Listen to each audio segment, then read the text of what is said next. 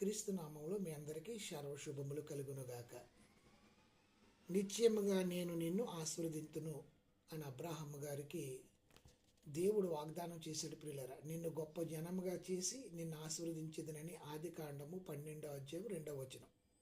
దేవుడు అబ్రాహాముకు వాగ్దానం చేశాడు. అప్పటికి అబ్రాహాముకు వయసు 75 సంవత్సరములు. అతనికి పిల్లలు లేరు, కుమారులు లేకుండా అతడు ఒక గొప్ప జనాంగానికి ఏ విధంగా తండ్రి కాగలడని ఆలోచిస్తే అబ్రహాముకు పుత్రుడు పుట్టడానికి అతడు మరో 25 సంవత్సరాలు వేచి ఉండవలసి వచ్చింది.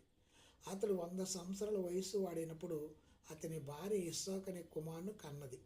ఈ విధంగా దేవుడిచ్చిన వాగ్దానం ఇస్సాకు ద్వారా ఇప్పుడు నెరవేరింది. ప్రియులారా, ఈ విధంగా ఓర్పుతో కనిపెట్టిన అబ్రహాము ఆ వాగ్దాన ఫలాన్ని పొందాడు. మీరు కూడా దేవుని ఫలాలను పొందాలంటే ఓపికతో ఎదురు చూడాలి. ఆమేన్. దేవుడు మిమ్మల్ని దీవించును గాక.